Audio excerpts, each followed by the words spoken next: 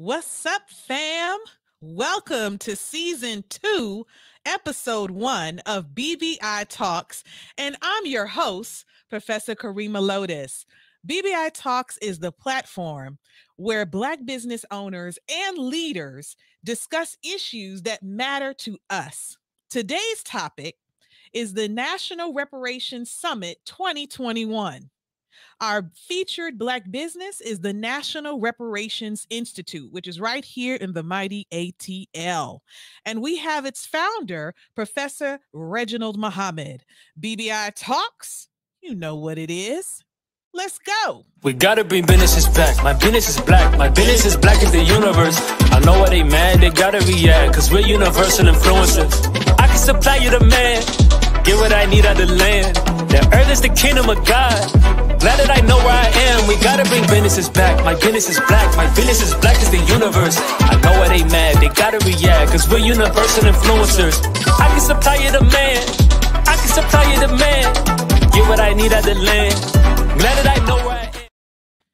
All right, so we are broadcasting live from RICE, which is the Russell Center for Innovation and Entrepreneurs, right here in Atlanta, Southwest Atlanta, to be more specific.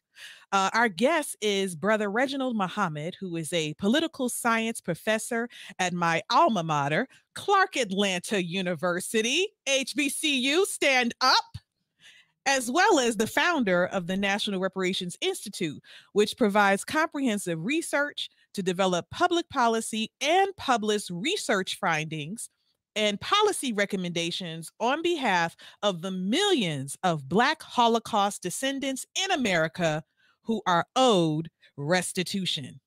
Without further ado, Ramadan Mubarak, Professor Reginald. Come on in. Come on in the room. Ramadan Kareem. Thank you, Professor Lotus. Thank you so much. And to your audience, always grateful to be with you all and appreciative. Certainly when it's time to have that dialogue on reparations, we're here. That's right. You're always welcome here. Like you are an ongoing fixture in the BBI Talk studio, so you don't have to worry about it. So let's jump right into conversation, okay? Yes. So where are we in the overall reparations discussion federally? Because I know some things have happened recently. Let's talk about that. Well, at the national level, House Bill HR 40, which is a bill that Sheila Jackson Lee reintroduced. John Conyers pushed that bill for over 30 years.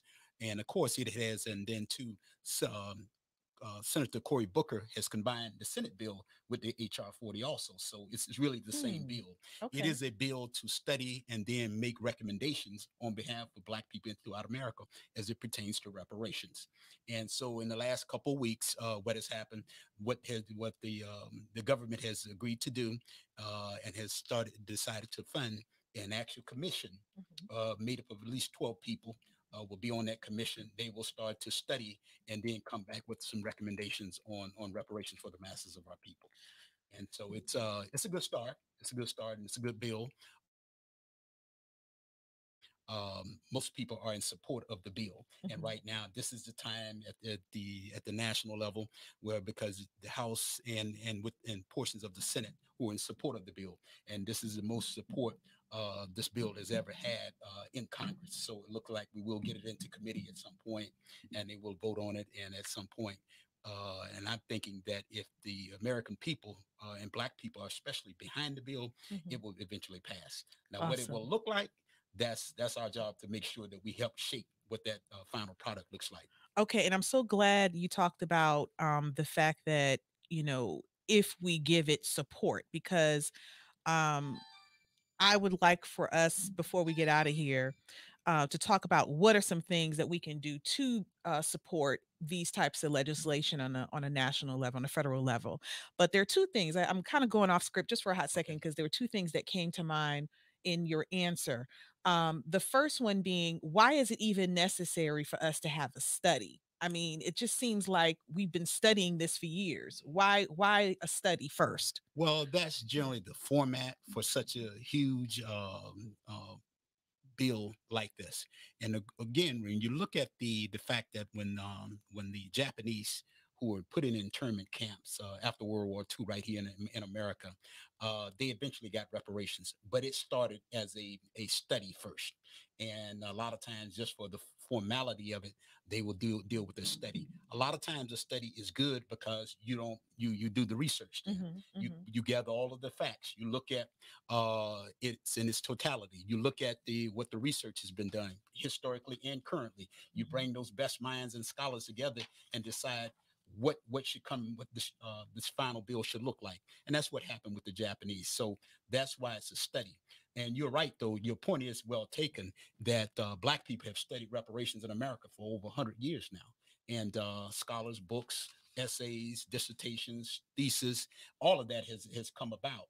So one of the things that we want to make sure too, if they are going to study the bill, that they make sure that they use some of the research that we have already developed and already compiled over the last at least the last 50 years in America. Very good comprehensive research as far as Blacks in reparations. Okay, so now that we've had the commission um, has been convened and it's Okay. well, it has been approved. It hasn't been convened yet, right?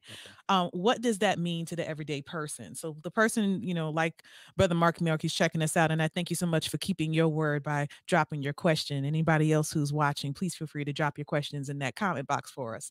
Um, let's take advantage of the opportunity of having someone in the studio who is well versed in reparations to be able to ask our questions and have them answered in a very clear and concise and informative way. So what does that mean, the reparations commission being convened, mean for the everyday person? Like, are we going to see a significant change, or is the findings going to be reported in what format? How does that work? Well, what the commission will be given a number of months and given funding to Mhm. bring in experts Mhm. to look at the research, compile that research, and Mhm. then make recommendations based on that research. And they will be probably given at least 6 months to do Okay. this. Okay. And then they will come back with their findings. But in the process, too, one of the things that will probably happen too throughout major centers where Black populations are, they generally will go in there and do public hearings also and Mm. talk to the public and look at the research economically, politically, educationally, and culturally. They will compile all of that research and then come back and make some recommendations. And hopefully, what they will do too is, and it's our job too to make sure that they quantify this correctly, because there's some Mm. trillions of dollars that are owed. And at the end of the day, we want to make sure that the final version of that bill is not watered down, because complete reparations, you'll see actually the restoration and the transformation of Black life. So Awesome. you start to see that damage be repaired educationally, politically, economically, culturally. What does that look like to the Black family? Well, you Mhm. see there's a component in there that deals with the Black family. How do you Mm. restore the Black family? How do you deal with this prison population in America? Mm. How do you deal with the Yes. damage that we have suffered? Because remember now, you're talking about a people who have been traumatized, terrorized, tortured, and tormented. So there's some psychological, there's some, Mhm. as well as there's some internal and as well as financial damage that was done that has to be addressed when we're talking about complete reparations. And I'm so glad you talked about that mental health awareness month. Oh yeah, absolutely, And so, a lot of the things that we are experiencing, people want to talk about Black on Black crime, but we got to talk on Black trauma. absolutely. And the trauma that we have experienced is really what you're speaking to. Yes. So, okay, now, these public hearings, what do you propose is going to be the way in which we may be notified? Like, should we be checking our local newspapers? Like, where are we supposed to get that information? Because oftentimes, Brother Reginald, Yes. Professor, pardon me, these things come up and we don't know anything about it. Decisions are made, and then we left like, what's going on? Well, what I do know too in this bill too, they have about I think $12 million allocated, so they'll Hmm. be able to market and they will identify scholars, activists, Hmm. organizations to get the word out. And when Okay. generally when they do a public hearing, usually they market it where the public has access to it. And with the technology now, I'm sure we will know about it. because again, reparations is all over the news at the Mm-hmm. federal level, state, and local level. So, bottom line, the key is that those who are on the front line, they get that information to us, and those are some of the people that they will be interviewing. Mm-hmm. Those are some of the people they will be calling on for research. These Mm-hmm. are some of the people that will help them compile what their findings are at Mm-hmm. the end of the day. Well, you look, you may not give a plug for yourself or your organization, but I am. Okay. And I know that you have published on behalf of the National Reparations Institute the National Reparations Declaration. And when we talk about quantifying Yes. what is owed to us, Yes. your organization did just that. You did the research, the due diligence, and if you haven't had a chance, if you haven't gotten your copy, please get it today, because in this declaration, it's the first time I've ever seen numbers like this is the industry, this is what was made, this is what is owed. Yes. And I think that is tremendous, and I really hope and pray for those of you who are out there who may be a part of the efforts in convening this commission. I really hope and pray that you reach out to Professor Reginald Muhammad, to be able to get what the findings of the research that has already been done, so that way we're not reinventing the wheel. Absolutely. So let's talk about other noteworthy reparation efforts in, let's say, nationwide. So what are some other places? It could even be around in Georgia or other states. What are some other noteworthy things that are taking Well, place? at the as well as the federal at the national level, there are state efforts going on, and then local and municipality efforts that are going on. Also, I'm gonna give you an example. California, introduced by Dr. Shirley Weber, beautiful, brilliant black woman scholar, Awesome. introduced a bill more than it's actually been about 2 years ago. Introduced a bill on reparations, and then the governor Gavin Newsom has approved funding for the study of reparations for blacks in the state of California. So that was one of the first major, as far as state wide efforts. Okay, Hmm. and of course Georgia, Assemblyman Roger Bruce has introduced legislation here in Georgia dealing with reparations. So these are great efforts. And then too, their cities and municipalities around the country have introduced legislation on reparations. Give an example here, here in the great Georgia area, well, in the state of Georgia, the city of Athens has introduced legislation. And then, of Hmm. course, you and I talked about this months ago. Councilman Mark Mark Baker, Baker, yeah, the yes, city of South Fulton here in Atlanta, they have yes. also introduced legislation regarding reparations. And one of the good things about it, we've been in contact with the city of South Fulton, the Awesome. councilman there, as well as the city manager's assistant, and then the Assemblyman Roger Bruce. We have opened up dialogue with them to give our suggestions and some of the research that we're doing, even here for the state of Georgia on reparations. I'm so glad to hear that they are taking advantage of the research Yes. that you're providing. That is incredible. And the other thing, unfortunately I had a clip prepared for you guys today, fam, and I don't know what happened, but it was really touching on the Harriet Tubman Reinvestment Act that is being proposed in Maryland, because of the deep rich history of the transatlantic slave trade and Jim Crow and moving forward into modern day. Um, this is another state that is eagerly proposing that there be some sort of reparations, even on a local government level or state level. Pardon me. Exactly. Why do you think that states are now willing to at least entertain the conversation of reparations? And I say that in light of the fact that on a federal level, there's already traction being done. Absolutely. Why would a state now need to, or why would we now also need to petition before a state? Like, what is the benefit to that? And why do you think that that is something that's surfacing? Well, good question, Professor Karima. One of the things what you're seeing around the country, we know in the last 10, 20 years, the demographics have changed. The population has shifted. You see now for the first time in the last 20 years, a slew of Black elected officials that we did not have. And this is post Million Man March. You see Black women have taken some bold steps and done a brilliant job. Come on in now. Taking charge of political posts throughout the country, at the state and at the local level. And so too, you got a little bit more consciousness of Black people that is happening. Then too, you got our youth who, as the minister said, are the best that we produce. And they're not being still.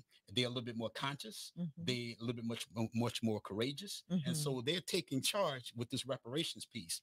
And the key is that the more knowledge that they have, the more informed they about reparations. And then with this whole social justice movement going on, with the killing of Black people and Black bodies, female and male, and the attack on the Black family and Black populations. So now cities are starting to say, you know what, wait a minute.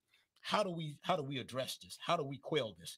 Because in, say, 10 years ago, reparations was still almost seen as an extreme left-wing extreme measure. Yes, it was. Well, it has come full circle to the degree that you got a little bit more writing going on. The historically Black colleges and universities have played a great part in that effort to make sure that reparations stayed on the radar. You have Black leaders and Black organizations now, and then now you got a segment of the answer your question more directly. You got a segment of the Black bourgeois sector who would never even touch reparations. Now they're saying, well, okay, let's address reparations. So it's out there now, and which is a good thing. But what we have to be careful about, though, too, that and your audience, what we have to be really careful about is that we stay on the watch and on the post to the degree that we don't end up with a political and economic pacifiers and they put a reparations label on it, because complete reparations now will actually you talk about the restoration and the transformation of Black life, repairing the damage. That's what complete reparations will do. And some of the the talk that you hear, and even some of the legislation that is proposed, is political and economic patchwork. It's not reparations. I'm so glad you said that. I'm going to play a clip here from one of the USA Today sites, and this is on the slavery reparations bill. House committee votes to go ahead and study reparations. And I just want to share this clip with the audience. Okay. Yes. Calls for racial justice and equality are growing louder in America. With those calls comes a renewed interest in reparations. Reparations are the act of making amends to someone or a group of people who have been wronged. Germany paid billions of dollars in reparations to Holocaust victims or their families and to Israel after the Nazi atrocities of World War II. And in 1988, the U.S. paid more than 80,000 Japanese Americans who were held in internment camps during World War II. They each got $20,000. But African Americans have never gotten reparations for their 246 years of slavery. Lawmakers have introduced bills in Congress to study reparations and whether it's possible, but most have never gotten very far. In 2008, the House of Representatives issued an apology for slavery. And in 2019, bills to study and develop a proposal for reparations were introduced into both houses of Congress. But the legislation languished. Recently, there's been renewed interest, like the Harriet Tubman Community Investment Act, which the Maryland General Assembly is considering. The Brookings Institution says it could be a possible blueprint to what reparations could look like for Black Americans. Under this act, the descendants of slaves in Maryland could receive the following repayments. Tracing the descendants of slaves will be one major challenge. Unlike victims of the Holocaust and Japanese internment camps, there are not a lot of paper trails for the descendants of slavery. The census didn't count Black Americans until 1870. And unlike immigrant groups who have their history documented at Ellis Island, there's no central historical database for the descendants of slaves.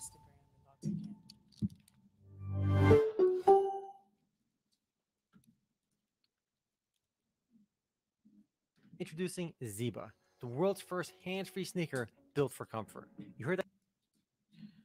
Okay, sorry about that little technical glitch, but we got the gist of it. So we're talking about that Harriet Tubman Reinvestment Act. So I guess I did have the clip, y'all. Yeah. God is good. Absolutely. Yes, ma'am. So that was the actual clip for that Harriet Tubman Reinvestment Act, and so some of the areas where they were looking to really put money into is our free education. Now it's really interesting because President Biden has just sent down his plan to increase the number of years in which the federal government is going to take care of the expense of education, right? To Exactly. cover what? College education, right? Exactly. So, being professors, we understand that not all schools are created equal. That's right. Okay. Absolutely. And we know that our experiences as Black Americans in this country, and attending certain colleges and universities has not been a positive experience for us in terms of the level of um, uh, education that we're actually receiving Okay. for the funds that we're spending. Absolutely. So how do we now look at what President Biden is proposing? Does this reparations um funneling of funds to education, to higher education, somehow cancel that out? Or are we able to take that reparations funding and apply it to maybe specifically HBCUs? What could that look like, and does it cancel out what President Biden has already released a couple of days ago? Well, with complete reparations, there's a portion that we deal with when we call what we've labeled as complete reparation. It addresses the HBCUs particularly, Awesome. and that has to be. Mhm. And again, one of the things, putting scholarships out there and saying, well, that's a part of reparations. No, absolutely not. Mhm. Reparations for historically Black colleges, Black students, and the masses of our people, Excuse me. it has to be some billions of dollars earmarked, particularly for the institutions. You can't save HBCUs by giving scholarships. Mhm. What about the endowments? When you start looking at the endowments of Harvard University and the major predominantly white schools, Mhm. and look at the endowments, this is what will sustain and make this institution successful for the remainder of the 21st century. And that has to happen with billions of dollars earmarked directly, not in the form of scholarships. We don't need you to paint any more buildings. We don't Mhm. need you to develop more buildings on the campus and pay Mhm. more teachers. We need those endowments for HBCUs. Now, And now I want us okay, to pause. I didn't mean to okay, cut you off, oh but I yeah, want us to yeah, pause okay, got here because I know my people, my fam on okay. Facebook and YouTube and Instagram are asking, what in the heck is an endowment? And and how does that help university? So if you can kind of speak to that briefly. Well, that's funding that is set aside for the maintenance, the development, the maintenance, and the sustainability of an institution. Okay. And again, there and that's where HBCUs are struggling right there, is with that, having that money automatically set aside and earmarked directly for that institution. Okay, so that money is set aside and it becomes a part of the overall budget But that school operates from. absolutely, absolutely, Gotcha. Okay. exactly, and Okay. that they can draw upon at any time, and they can utilize it In any as they way they see, need if to. they see fit. Awesome. And Awesome. usually, of course, their board will direct that, Mhm. and the board and the administrators will handle and oversee that. Mhm. Okay. The other thing was too the education, but what about Pookie, Ray Ray, and Peanut and them now? Mhm. Okay, you saying for higher education, but what about free vocational training for those who deserve? One of the things you played in the clip, they were saying, well, how do we quantify that slavery happened so many years ago? There's Mhm. no records. That's not true. Go back and read Du Bois's piece, The Suppression of the African Slave Trade. Hmm. A document, government document of those blacks, the populations that were affected by it, where they were located, Mhm. the where they were located, the populations that were affected by the enslavement and trafficking of our people. Mhm. And one of the things we at the National Reparations Institute and the team that we have over there, we have relabeled this and correctly relabeled it. It's the transatlantic enslavement and trafficking of black people. There was never no trade, no massive trade where black people and African leaders agreed with European to go in and snatch our people out of Africa and disperse black bodies throughout the world. That Mhm. never happened. So it was not a trade. That is a misnomer. That was a Hmm. trafficking of black people.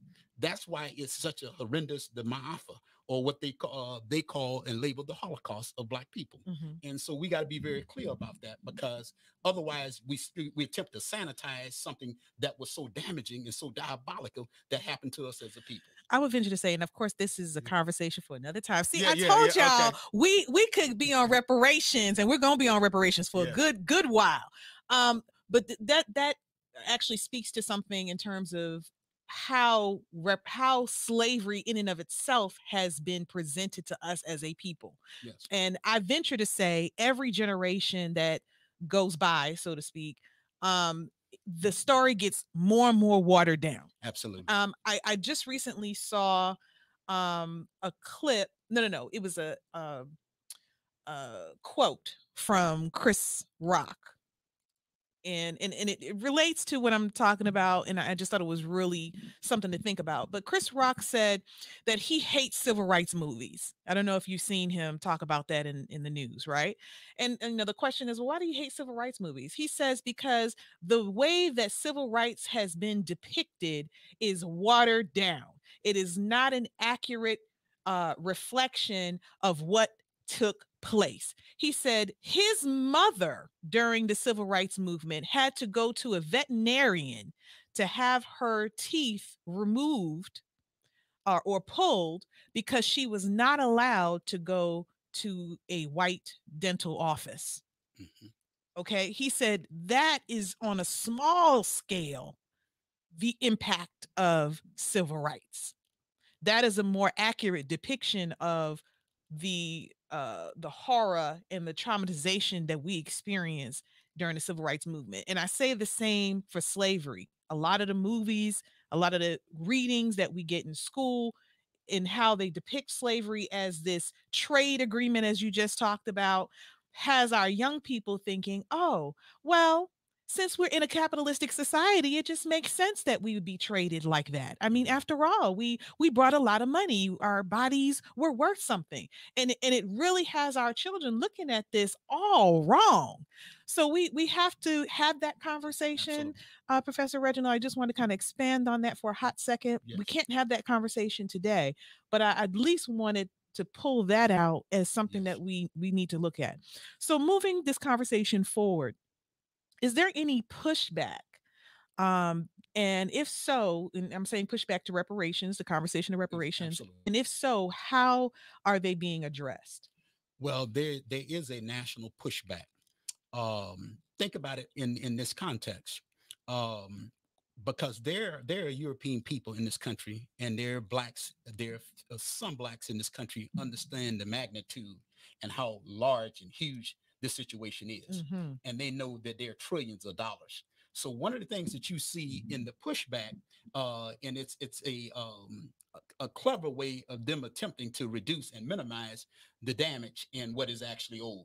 So what you see now, Professor KARRIEMAH, you see multinational corporations putting money out there for social justice, because see, they know this reparations wave is here. Yes. And they know it's coming. And some of them, those multinational corporations, are those corporations like Wells Fargo Bank and others, Bank of America and others, who owe blacks. Talk about that. What are we talking about in terms of what is owed from some of these banks that we bank at? Absolutely. Even today. Absolutely. Well, we're talking trillions of dollars. And one of the things that we were blessed to do, have a brilliant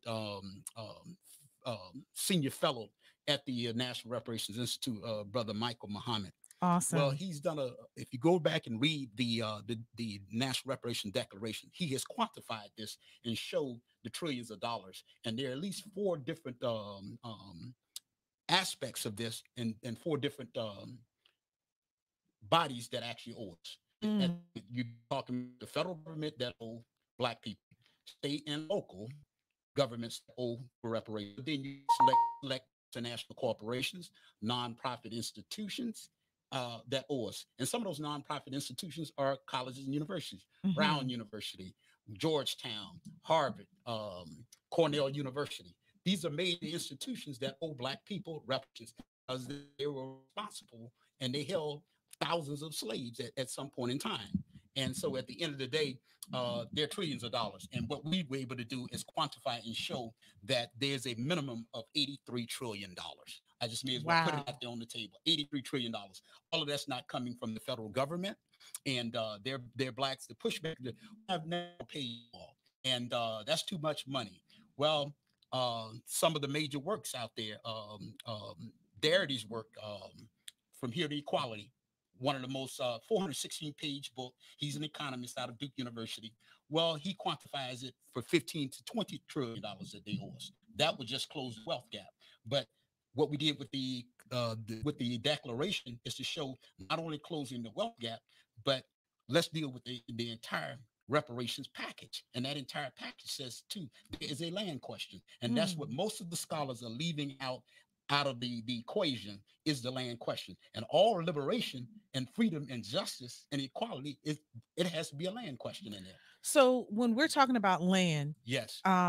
what exactly are we referring to? Are we back to 40 acres and a mule? And I'm not saying that in a looking down on it, Yeah, right? yeah. But I'm just trying to get an idea of where we are in that part of the conversation. Well, again, what we know for sure, since black people have been in America and been enslaved, and then after our enslavement, at one point in time, Professor KARRIEMAH, we operated and controlled over 14 million acres of land. Today, we're down to less than 2 million acres of land that more than 45 million black people in America are occupying or controlling to some degree. So we know that land was stolen. We have the documents on it. And so a lot of this, we know that a lot of this land was stolen or taken, or black people, it was swindled out of or forced off of the land. And so we see that around the country. If you look at the piece in Tulsa, Oklahoma, but if you look at in South Carolina, North Carolina, place out in California called Allensworth Township, where black people were forced off the land, burn out, run out by lynch mobs and things like that. So we know that we can quantify and show that black people have been robbed now out of at least 12 million acres of land. How do we quantify that today? Well, the average cost for land is $3,160 per acre. $3,160 per acre. That's the average cost of land today. So we were able to go back and quantify that and show, again, that's one of the packages that has to be in the equation of reparation. And the minister said, if we're not talking millions of acres of land, all of it is a compromise and a sellout. It's not complete reparations. And so we got to be very careful that, blacks saying, well, we want our check. Well, we know the dollar is diminishing. It sure is. But we know that land, real estate, it will always increase. Right. It will always appreciate. So we got to make sure that the land question is in there. And the pushback to where you're getting a conservative movement. In fact, they're hostile toward the reparations. And some of the neoliberal whites, they're hostile. They're your best friends until you bring the and say, okay, reparations is one of the issues. That reparations is one of the issues. They're all with you until you say that black people want reparations. Remember too, President Joe Biden, Bernie Sanders, all of them pushed back against reparations initially, but they were forced to deal with it because they wanted the black constituent. And black people can secure reparations, but we got to be organized. And what we've introduced is the collective culture model that will actually secure reparations. And this is not a 20-year, 30-year plan. If black people are organized, forget the theology, the philosophy, and the ideology. If we unite on the efforts of reparations, we can secure reparations within 10 years. Well, on that note, we're going to share another clip that we have on this reparation conversation. This is Dr. Rashawn Ray, who is known as the sociologist Ray. And he's going to talk a little bit more about what's happening with the Harriet Tubman reparations bill in Maryland. And I just wanted to kind of give some more of that context because I think it's important to understand that this conversation is not just a federal conversation. We can have this conversation no matter where you live. And on the other side of this clip, I want us to kind of get into a question that I asked you offline, and that is 3 things that listeners can do to help propel the reparations discussion where they live. And if you can speak to that on the other side of this clip. Okay, good news. All right, y'all. So we're going to get going. Dr. Rashawn Ray, who's on the call. As I heard, we can move our time around, Madam Chair. So I want to perhaps you all would have someone who's an academic and an expert to go into this concept even further. Thank you so much. Go ahead. Okay, thank you. I'm honored to testify in support of Bill 1201 for the Harriet Tubman Community Investment Act. David Rubenstein Fellow at Brookings Institution. I'm also a professor of sociology at the University of Maryland. In addition to the economic consequences of slavery to Black Americans, the mental, emotional, and brutal anguish of slavery is something that can never have a price placed on it. Still, reparations are a good step forward toward reconciliation and healing. The legacy of slavery in the state of Maryland is noteworthy. From 1619 to 1697, nearly 100,000 Blacks arrived in Maryland. By 1776, 90% were native born. And in the mid 1800s, Maryland slave owners sold 20,000 enslaved Blacks further south. 1 in 3 marriages were split up, and 1 in 5 children were separated from their parents. More broadly, we know that Blacks were promised 40 acres and a mule to atone for slavery. This form of reparations never precipitated. However, reparations did manifest for other groups, including Native Americans, Japanese Americans, Jewish Americans, and even slave owners themselves. Black Americans are the only group that have not received reparations for state-sanctioned racial discrimination, while slavery afforded some white families the ability to accrue wealth multiple times over. There are also some broader stats that are important here. 12.5 million Blacks were shipped in chains from Western Africa to the Americas. About 15% of the enslaved died during transport. And in 1860, if we put a financial tag onto it, $3 billion was the value assigned to enslaved Black people. In 1861, $250 million was the value placed on cotton produced by enslaved Blacks, and over 29 million was the value placed on cotton produced by enslaved Black people in 1822. Accordingly, 3 aspects of this reparations package are in line, particularly with this Harriet Tubman Community Investment Act. First, descendants of enslaved Blacks should receive college tuition to a 2 or 4 year college and university. The education part of the package should also include student loan forgiveness. This is because college graduates have over 7 times more wealth than Black college graduates. This is not about behavior or whether or not people are trying to better themselves. Instead, student loan debt continues to be a significant barrier toward wealth creation. Recent research shows that Blacks who are more likely to attend HBCUs tend to be allocated unsubsidized loans compared to subsidized loans for students who attend predominantly white institutions. We can even think about the difference of that in our state between people who go to Bowie State or Morgan or Coppin compared to go where I'm at the University of Maryland at College Park. Second, this Community Investment Act provides down payment grants and housing revitalization grants for Black Americans. The legacy of slavery is apparent, particularly in predominantly Black neighborhoods. One of the things we know is that neighborhoods that are at least 50% Black have half the home values of the average to a neighborhood with no Black residents, even after controlling for various factors. And third, I suggest providing business grants for Black-owned businesses. We know during COVID that a substantial number of Black-owned businesses have closed due to not being able to receive payment protection funding. And in closing, I'll end with this. This is about repaying the debt and implementing restitution. The time is now to do what's right and to properly address Americans' original sin that continues to stain our country. So to Delegate Fisher, to the chair, vice chair, as well as other people who signed on to this bill, I think the time is to do what's right and atone for slavery. Thank you for your testimony. Well, now. All right, so we're back. So that was Dr. Rayshawn Ray, who did an outstanding job. For those of you who are on Instagram, you didn't get a chance to watch the clip, but I do encourage you to watch it when you get a chance. But we were kind of talking about this Black tax that we get when we attend HBCUs. And what I mean by that is, it's almost a nod to the Jim Crow era of Black tax, right? Yes. So white institutions receive subsidies for their loans, right? So when they take out loans to attend a white university, a lot of it is subsidized. However, when we take out loans to attend specifically HBCUs, we don't get that level of subsidy for us to attend our own institutions. And I don't believe that is a coincidence, because we don't believe in coincidence. And to me, I'm seeing that as a form of modern day black tax. And we need to address that in a very meaningful way. We talked about, you shared with us in terms of the support that President Biden was looking to get in his campaign. The time is not to put the pressure just before they are elected, but we have to continue that pressure when they are. Absolutely. Absolutely. Okay, so let's keep our word, and then I'm going to get to the questions from Instagram. I want to thank those of you who are watching on YouTube and Facebook. Please feel free to drop your questions in the comment section. This conversation is not a real conversation unless you're involved. Okay, so other than that, this is just a dialogue between two people. But no, this is a conversation with Professor Reginald, myself, and you, and yes, and you too.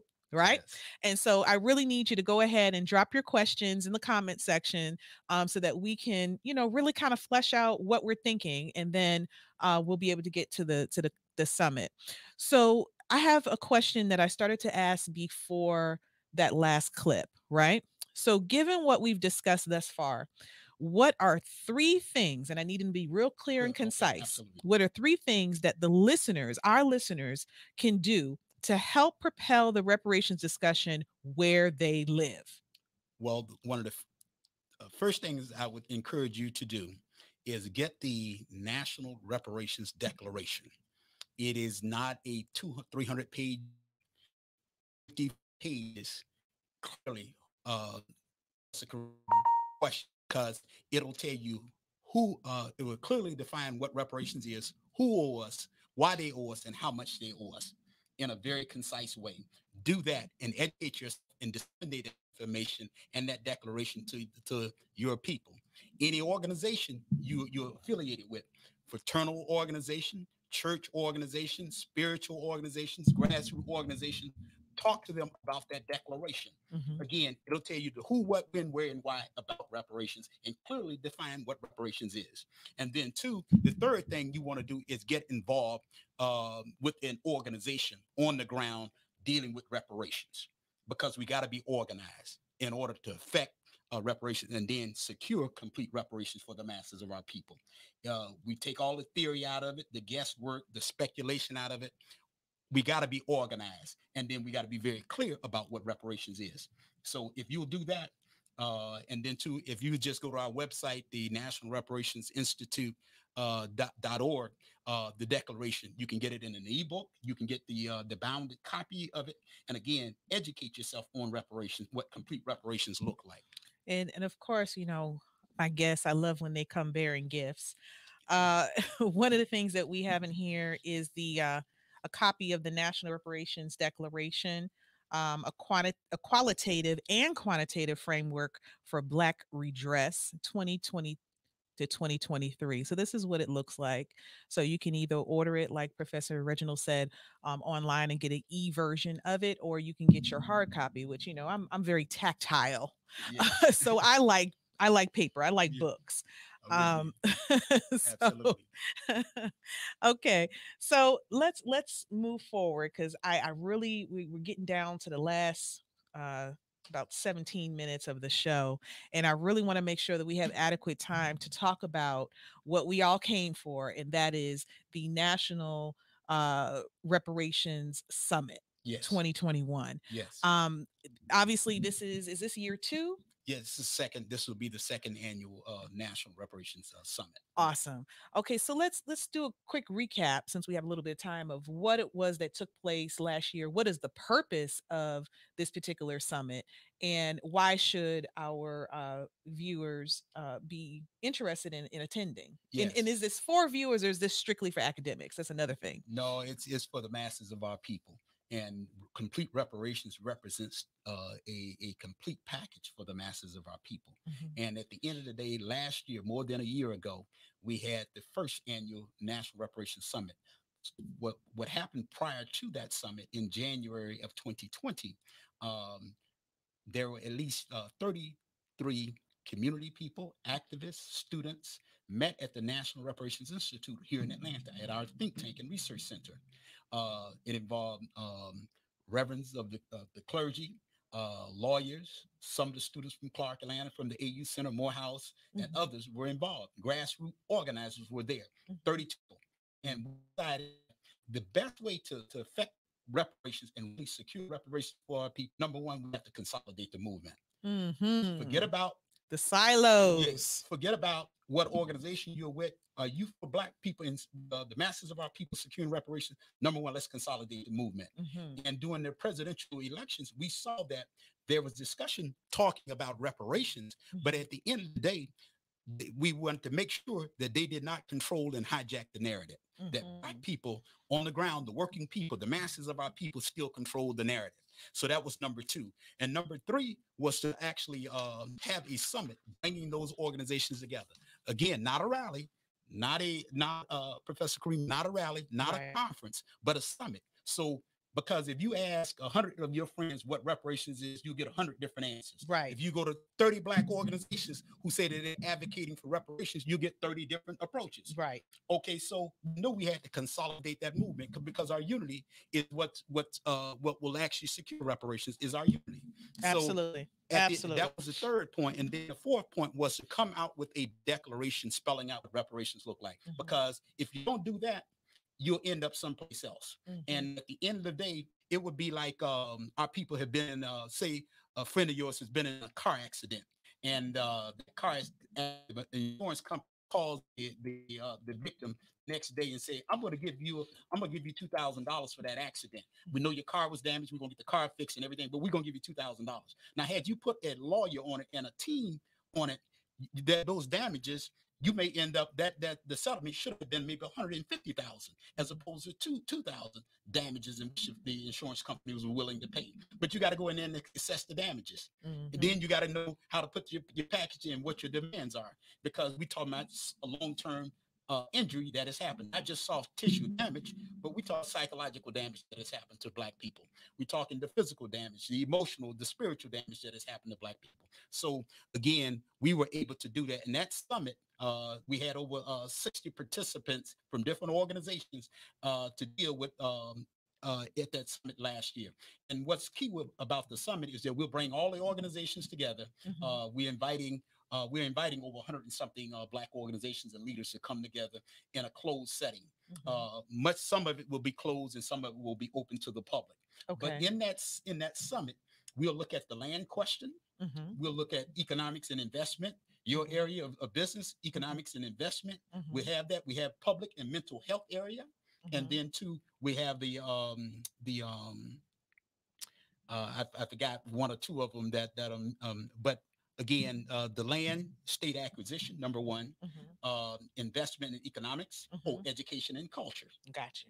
And then public and mental health areas. Those are the areas that we will concentrate on this year. We'll be bringing in experts. It won't just be us talking with each other. We're bringing in experts because you have a skill in that area. The next sister or brother have a skill in that area. We'll be bringing in grassroots people. We'll have students there, all in a closed session to decide what does that look like in reparation. We'll be building on the declaration. We have the declaration already out, but we'll be building on that framework. And then at the end of the summit, months later, we will be issuing a report. So that report is going to Congress too. So this is why this summit is so important, is because those experts, Black experts from all over the country, female and male, whether they be in education, whether they be in finance, whether they be in banking, whether they be in sociology, history, they will be there gathering at that summit. Now, last year, was this virtual? Yes. keeping in mind that was like in the throes of COVID, y'all. So to have 60 people talk about reparations in the throes of COVID-19 was definitely a feat. Is it going to remain virtual, or is a portion of it going to be virtual and a portion is going to be in both. person? It'll be both. Okay. Virtual and in person, because we have the space, and we had the space last year that we will still be able to distance ourselves and keep the COVID protocol in place. Awesome. And cut down and eliminate some potential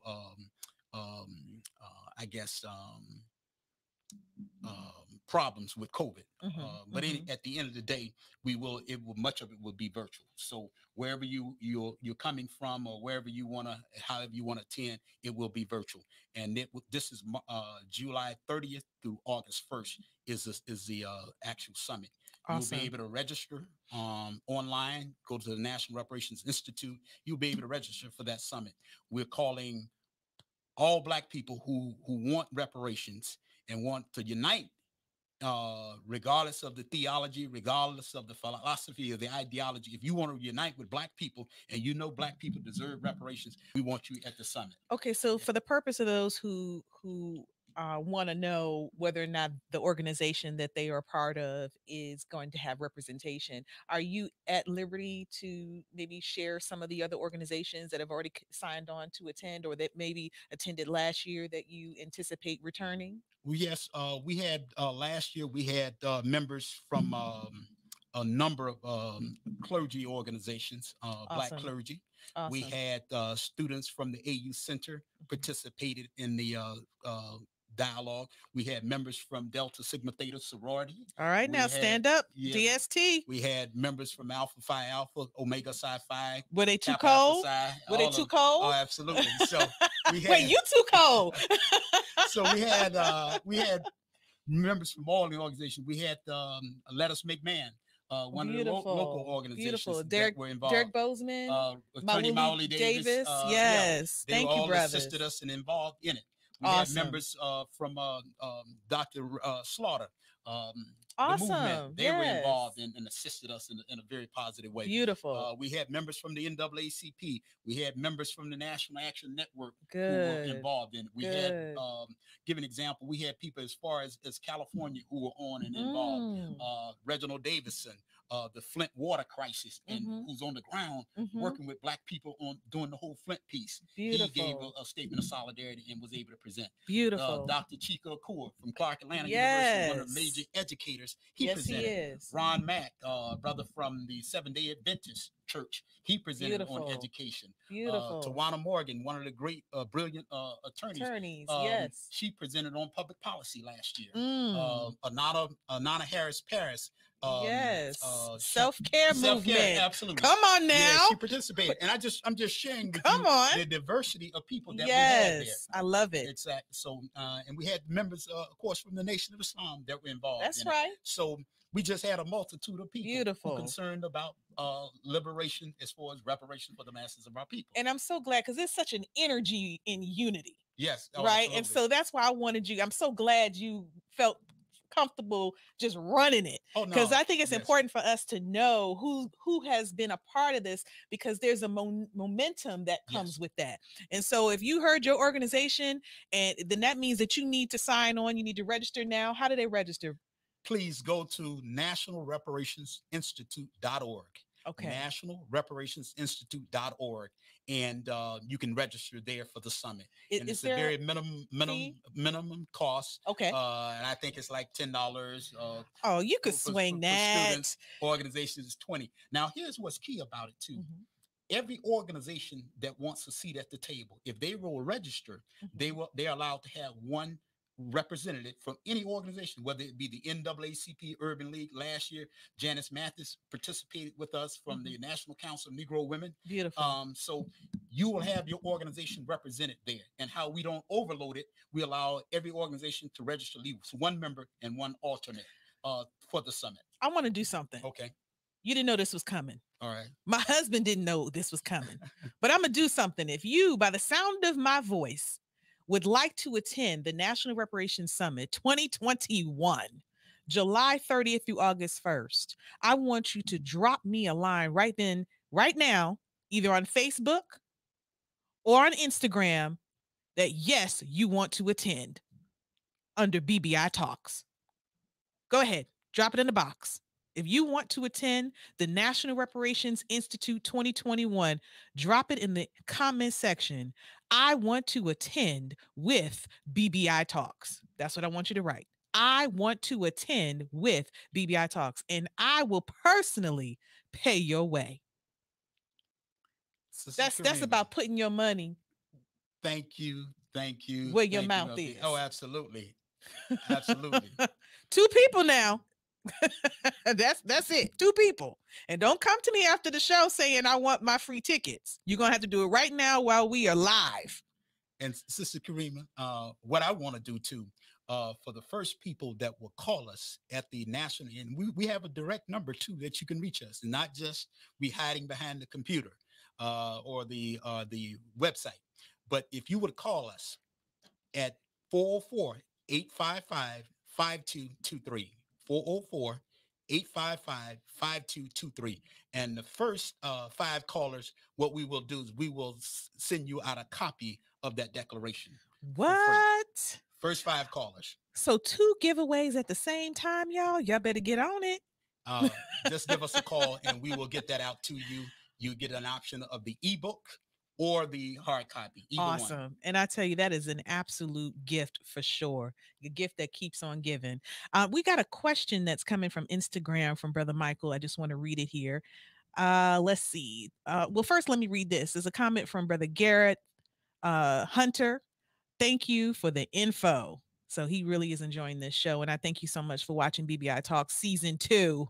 Brother Michael's question is, what is it that you think will drive the masses of our people to back reparations from a grassroots point of view? Great question. Well, when they understand the only way we are going to transform Black life in America, everything else, and I'm saying this publicly, anything else that is happening, we appreciate it, we agree with it, but much of it is political and economic patchwork. Mm-hmm. If you want to see the transformation of Black life, and what do I mean by that? You want to see the Black family restored. You want to see real Black economic development across the board. You want to see that people who have been systematically locked out, locked under, and locked in transform their lives. I'm talking about the masses of Black people. You want to see historically Black colleges at a whole nother level, then you're talking complete reparations. And when our people know that the only game is in town, not game, but the only program of substance that's in town is complete reparations. And they know if you're looking at these killings of Black people, you're seeing the prison population of Black people, the dropout rate of Black people, the alcohol abuse in our community, drug abuse. Mm-hmm. If those are not the problems of Black people, those are the results of our problem. That's right. And what will counter that and overcome that is complete reparations. And when the people know that, they'll be on board with it. And so we need the public to get out and sound that alarm. They talking this or that? No, we talking complete reparations for the masses of our people. And when we come back, I want you to give that definition on what complete reparations is for those who may not be aware. Yes, we still have 2 giveaways on the table. One of them is to call the National Reparations Institute line at, if you wouldn't give that to us, please. 404-855-5223. Okay. And then also, if you want 2 free tickets to the National Reparations Institute Summit, the National Reparations Summit 2021, I want you to drop in the box right there at Facebook or YouTube or here on Instagram. I want to go with BBI Talks. We have one of our proud sponsors, and I want to make sure that we definitely give honor and respect and appreciation to our wonderful sponsors. They're the reason why we are able to do what we're doing now, expand and improve and really make this show and its content and keep taking it to a higher level. So without further ado, if my wonderful producer wouldn't mind sharing a commercial.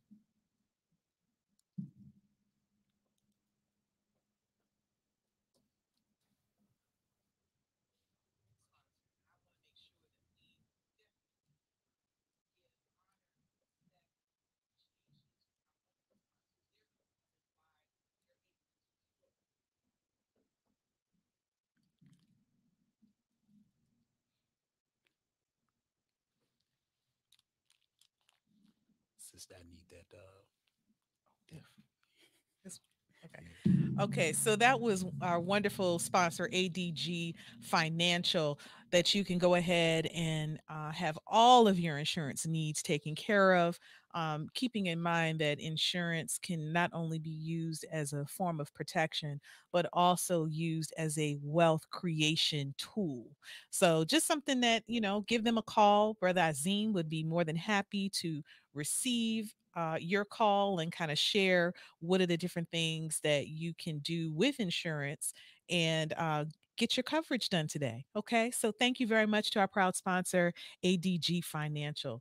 So we're back to reparations, right? Yes. What is the definition of complete reparations? You mentioned that before our commercial break, and I just want to make sure that we close out and have a clear understanding of what that is.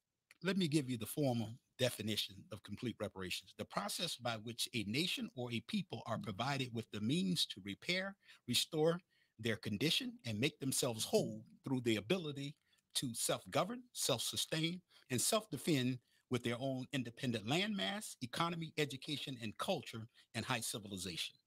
Awesome.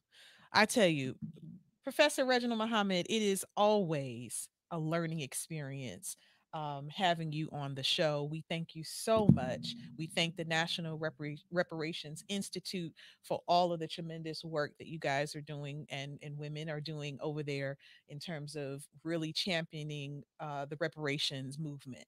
I want to thank all of my viewers here on Instagram, on Facebook, on YouTube. Thank you, thank you, thank you. We would not be at season 2, episode 1 for BBI Talks if it were not for you. And we are greatly appreciative of everything, every show you watch, every comment you drop, every kind words of support. We really, really appreciate you. Do you have any closing words before we get out of here? We've got about 30 seconds. Yes, I want to thank the entire team at the National Reparations Institute. If you go to our website, National Reparations Institute, you'll see the executive board. There's some brilliant women and men who are working together from different organizations to make sure that this is a reality and that we secure reparations. And let me close out with our motto. For the remainder of the 21st century, we must produce thousands of great thinkers who are great builders and thousands of great builders who are also great thinkers. Then and only then are we prepared to take our original position on top and at the center of the world stage as a proud, productive, proficient, and a powerful people. We'll do it through reparations. Thank you. Thank you. And this is BBI Talks. I'm your host, Professor KARRIEMAH LOTUS, and this is the platform where Black business owners and leaders discuss issues that matter to us. Peace. We gotta bring businesses back. My business is black. My business is black as the universe. I know why they mad. They gotta react, cause we're universal influencers. I can supply you the man. Get what I need out the land. The earth is the kingdom of God. Glad that I know where I am. We gotta bring businesses back. My business is black. My business is black as the universe. I know why they mad. They gotta react, cause we're universal influencers. I can supply you the man. I can supply you the man. Get what I need out the land.